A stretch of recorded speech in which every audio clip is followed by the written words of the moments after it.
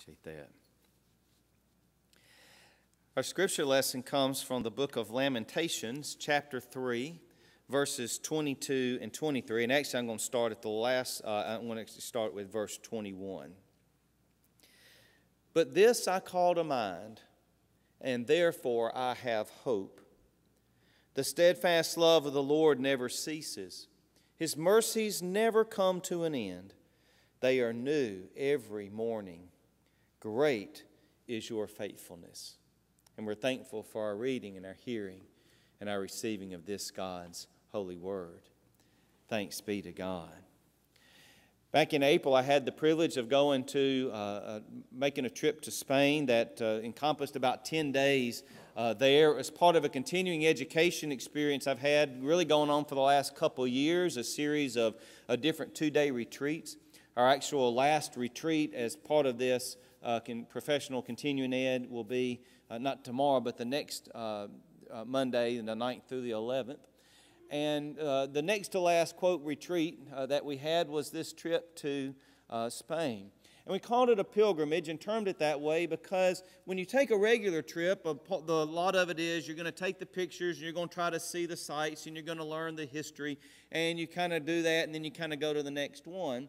And we did that, and you'll see some of the different pictures, just a few of the pictures, and I'll be showing more over the course of the next month as I offer different reflections. But the reason that it was different was that it was the purpose was to kind of move us beyond that, just beyond saying, oh, hey, isn't that a nice sight and something important happened here, but to think about and to reflect upon the implications for our own living and for our own faithfulness and what we were going to carry back and how the trip was going to impact us, not just while we were over there and then we kind of encapsulate it and kind of set it aside, but how was it going to impact us when we came back home. As I prepared for that pilgrimage, one of the retreats that we had last November was talking about some of the things we were going to see and places we were going to stay and giving us the itinerary. And we were encouraged to read about the history of the area, and they recommended some different books. And it was fascinating to go back and start doing that reading and then to go to these sites, many of them which were built starting in the mid-700s through about 1000 A.D., others that were done more around the 1500s. There was one place that we went to, and I'll show you a picture of the bridge probably in a few weeks, in a little city called Ronda. And there were two bridges there. The old bridge was built in the 1500s. What they called the new bridge had been built in the early 1700s. So you think about the new bridge is older than our country is. But that's how they turned it and how they saw those things. On our first full day in Spain, we got there on a Monday, and by the time we got to the hotel, and we had a gathering time that evening. And then the next day was our first full day in Spain that Tuesday. We spent a couple of days in a town called Cordoba. And Cordoba in this period of time, in the late 800s and 900s and into a little past 1000 A.D., was one of the most important cities in the entire world. This area of southern Spain that we went to had been termed by a nun during that period of time. It had been termed the ornament of the world because while most of Europe was in the Dark Ages, and in fact northern Spain was still in that period of time, southern Spain was flourishing in art and architecture and astronomy and medicine and the development of and further developments in mathematics and literature. A lot of things that had been destroyed in the Library of Library of Alexander in the fire, a lot of these documents that went back to Socrates and Plato had been salvaged and taken to Cordoba, Spain.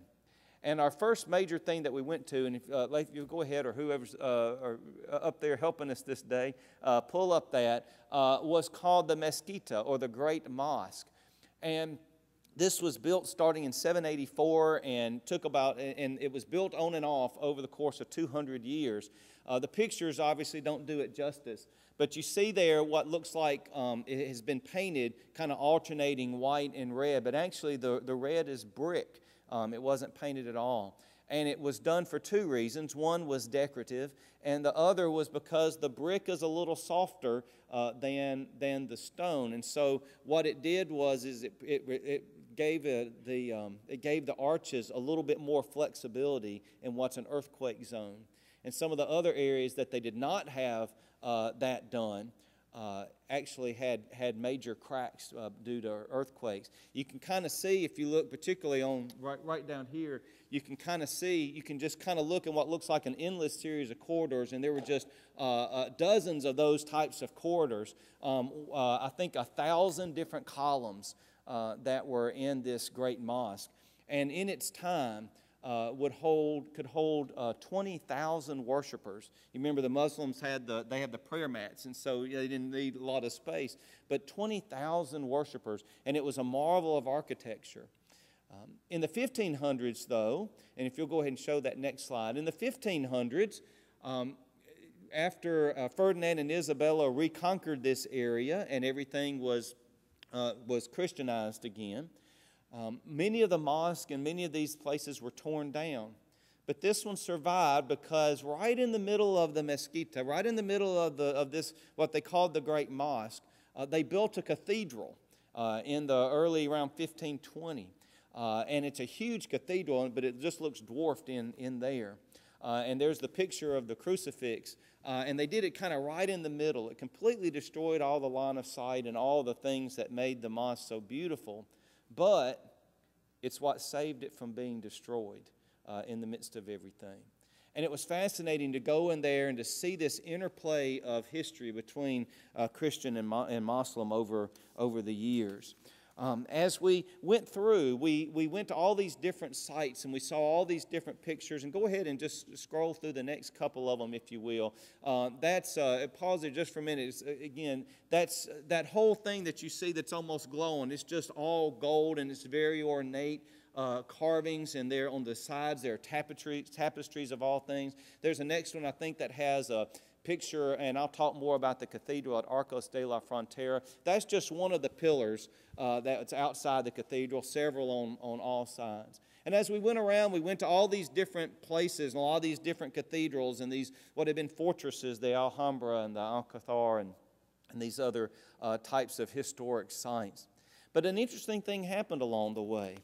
Even as interesting as this was, something else unexpected happened. And go ahead and show a couple more just to show. That is one of the cathedrals that was there. I took that picture and wanted to show it because if we ever decide to do anything different with the chancel area, that big area here to the left is the pulpit. I figured if we ever wanted to, we could put a column right here. There are people that say I preach down to you anyway, so I would literally be doing it. That would be a little different experience. But if you ever doubt how they see the authority of the priest, the fact that they have the priest up there above everybody else, a beautiful stained glass, I think that is in the cathedral at Seville. And then I think there's one more picture that shows the Seville Cathedral, the third largest cathedral in the world. St. Peter's Basilica in Rome and St. Paul's in London are the only two that are larger. And yet what happened in the midst of going in and out of all these places was that I found myself starting to think, here's another beautiful place with lots of gold, lots of ornate carvings, lots of beautiful, incredible, priceless tapestries. And we go to the next site, and lo and behold, it was a cathedral with a lot of gold and a lot of ornate carvings and a lot of beautiful, priceless tapestries that showed different events than the other one.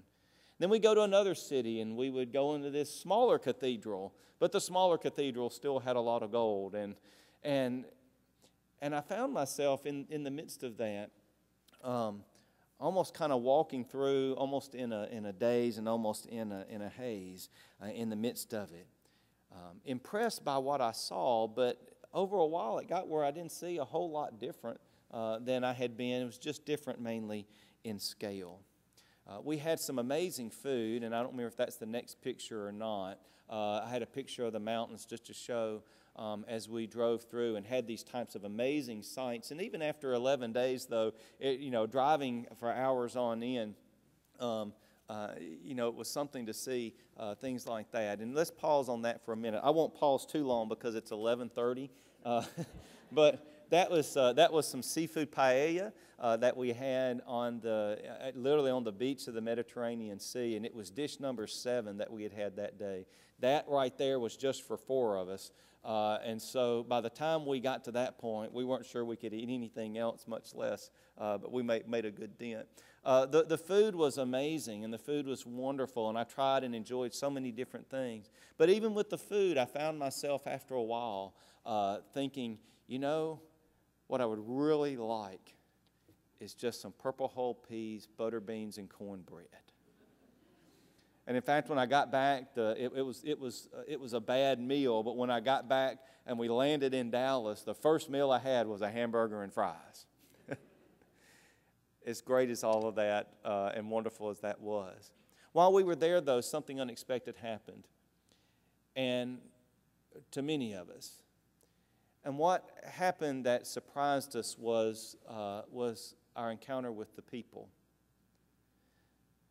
Throughout the time, we started noticing that while we were on the trip, what was the trip of a lifetime for some of us, and a wonderful experience for all of us, we were realizing that everyday life was going on all around us.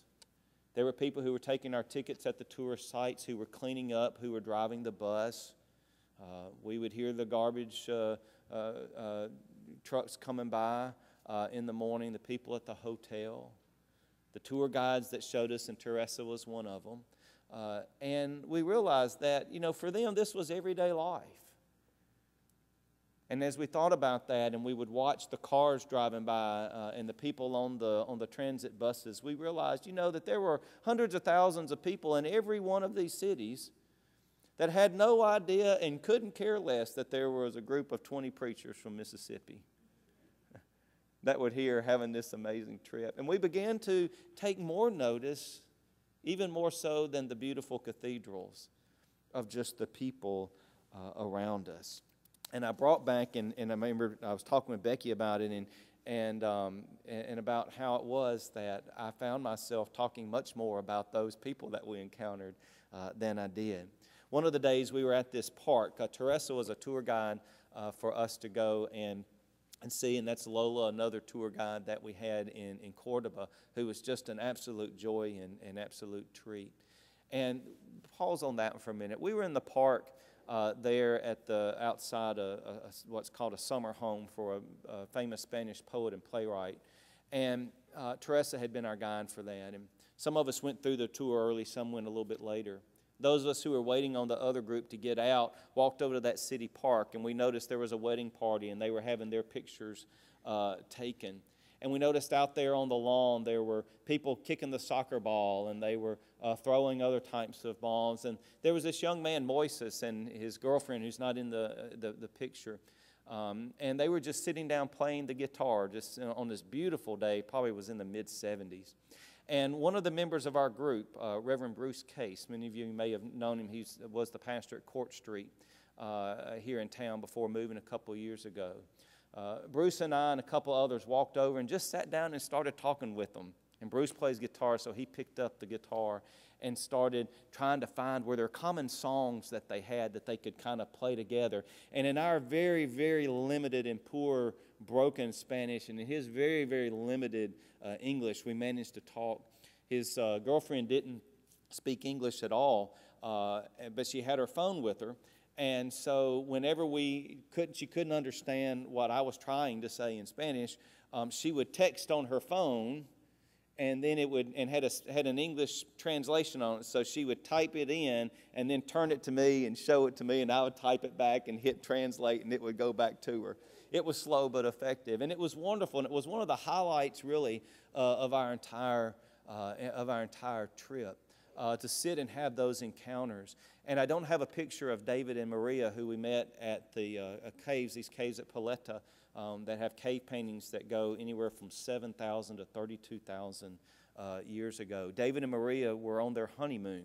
Had just been married a week before, and they went back to their car and got their wedding album. We stood outside this cave with these ancient paintings and stood outside and looked at their wedding photos and actually found out they were going to be in Seville, where we were headed the next day. And we talked to them. She was a dance instructor, and talked with them about flamenco and talked with them about where they had been. And we talked soccer. That's always a big deal over there.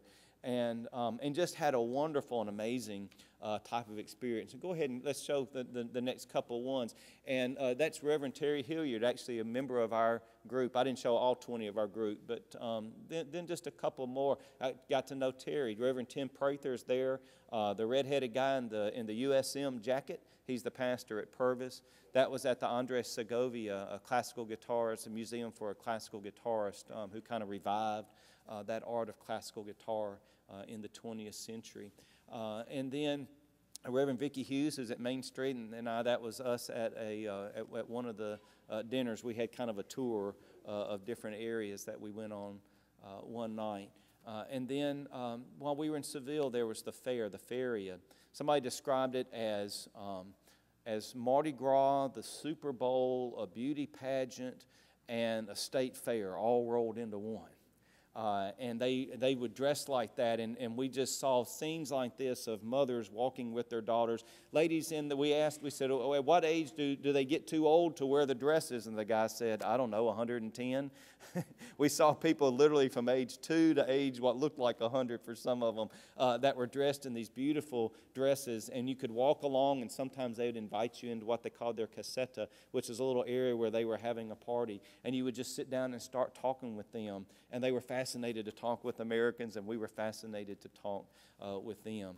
Just a couple of more. And then we'd walk down the street, and we'd see street musicians like you do in New Orleans or other types of places. And again, we realized, we were on this amazing trip, and he's just trying to earn a living and trying to eke out a living from day to day. This is maybe my favorite picture that I decided to throw in for you because it's hard to tell that it's, because of the distance, but this is Reverend Bruce Case again. And somebody said of Bruce, other people make friends when they go places. They said Bruce is a friend before he arrives.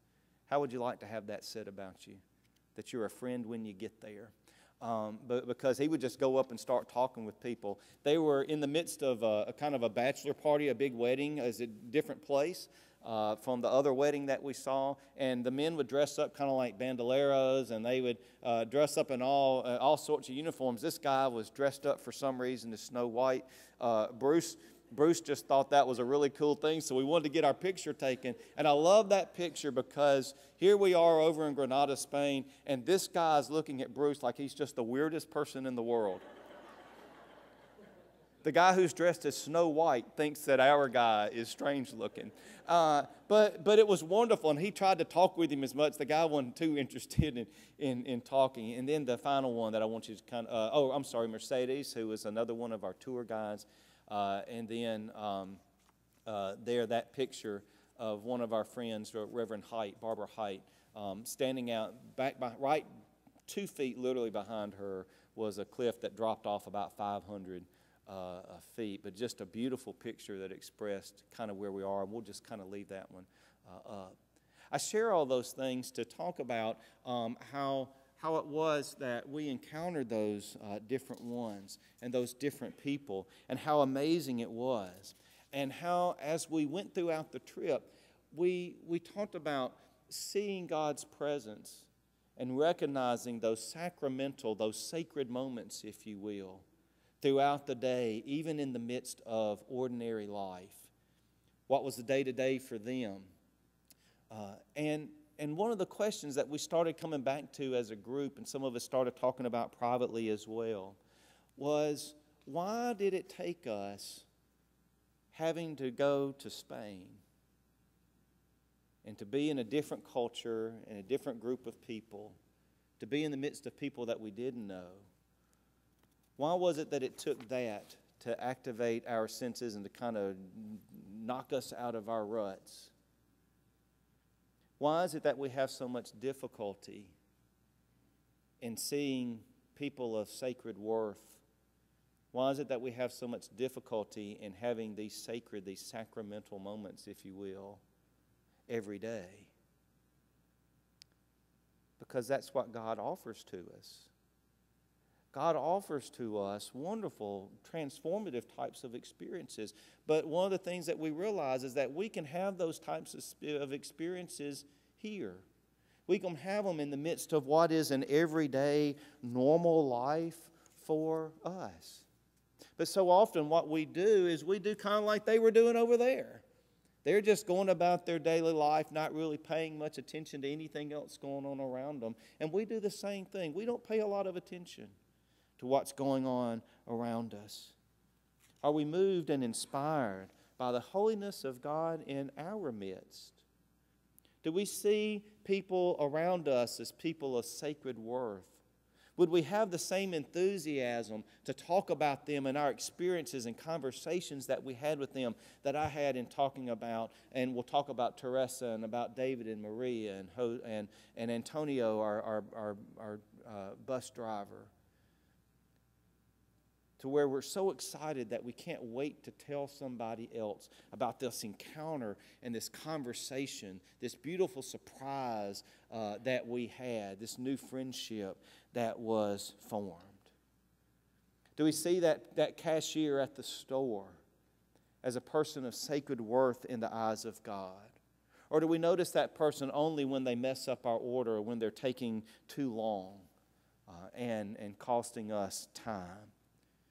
Do we see that person in front of us who's paused and won't go through the stoplight, and who we're trying to get through that stoplight, and we wonder, why can't they go faster? And we're even tempted to maybe honk our horn at them. Do we see that person as a nuisance and an interruption to our day? Or do we pause to think that something more important may be going on that's causing them to, maybe they don't need to be distracted, but a little more distracted?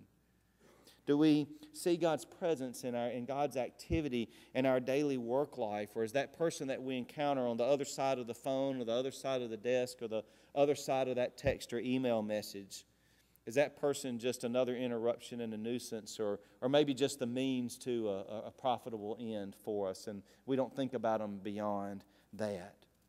Do we seek to serve God in the everyday things that we do? Or do we just try to get through the day, just try to while the hours away, try to get through the hours so that we can get up and do it all over again the next day? When we get home from wherever we have been for the day, do we see the people at home or our pets or the other things at home? Do we see that home life as a source of joy, or is it just another distraction from us and keeping us from doing what we really want to do? Is it just further interference on what's been a day full of interferences? I thought about this passage, this phrase, every morning your mercies are new. And to be honest with you, I thought it was in Psalms. I don't know why I thought it was, but I kept looking for it, and it pulled up as Lamentations, and I said, well, that can't be right. I know it's in Psalms. But then I went and looked and found something beautiful about that. We do just that passage, every morning your mercies are new. There have been many songs written about that. But when I went and looked and figured it was in Lamentations, what an unexpected surprise that was. Because in Lamentations, Jeremiah is expressing the lament of the people of Israel, the people of Judah who have been conquered by the Babylonians. They've been exiled, they're captives, and their very existence as a people is threatened.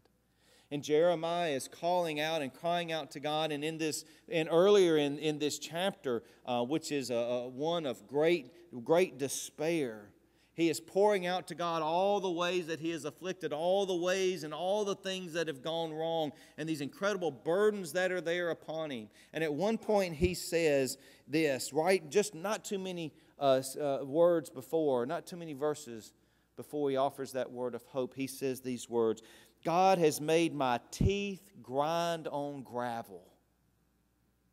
Yeah, some of you kind of went like that. That's what I do. Whenever I think about that, it just kind of makes me tense up. Fingers on the chalkboard. God has made my teeth grind on gravel and made me cower in ashes. My soul is bereft of peace. Now I tell you, that's somebody in despair. That's somebody who doesn't see any hope around them. That is somebody who, it doesn't appear, is going to think that every morning God's mercies are new. And we've all been there, and if you haven't been there, you will be there, where you feel that way. God has made my teeth grind on gravel. My soul is bereft of peace. But then he turns around and says, but this I call to mind, and therefore I have hope. And he talks about how even in the most difficult and the darkest of times, the steadfast love of the Lord endures. And every morning, God's mercies are new. Every day is filled with new opportunities that God provides for us to experience those sacred moments, to be engaged in that different type of sacramental time with God. God offers us special times like we'll have in just a moment with Holy Communion. But God, I think, offers other moments, daily moments, filled with His grace, filled with an opportunity to make a difference, filled with an opportunity to see another person like God sees them.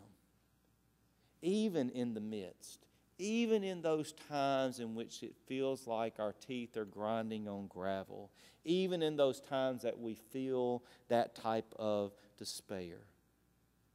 And the question is whether or not we're going to see beyond those temporary moments of despair and see that greater picture, whether or not we're going to recognize the sacredness of every single day that God provides us with, whether we're going to recognize the blessings that God has in store for us. So I put it to you this week, how are you going to view the days of this week? I will confess that I have to work at this. I have to work at this. Some people consider me a pretty patient person. I don't think I'm that patient, but I try to practice patience in order to become more patient. I will confess to you that I do not always see that person that's coming needing something from me. And there are people whose names and faces come to mind that just irritate me. And sometimes I see as an interruption in my day. I will confess to you that I don't always see those persons as God sees them. But I try to do that so that God might reveal something new to me. What is it that God wants to reveal to you this week? And will you be open to those amazing mercies, those wonderful sacramental moments? Will you be open to the everyday sacred nature of life? The steadfast love of the Lord never ceases. His mercies never come to an end. They are new every morning. Thanks be to God that they are. I invite you to take your hymnals now and turn to page number 12 as we prepare to celebrate the sacrament of Holy Communion.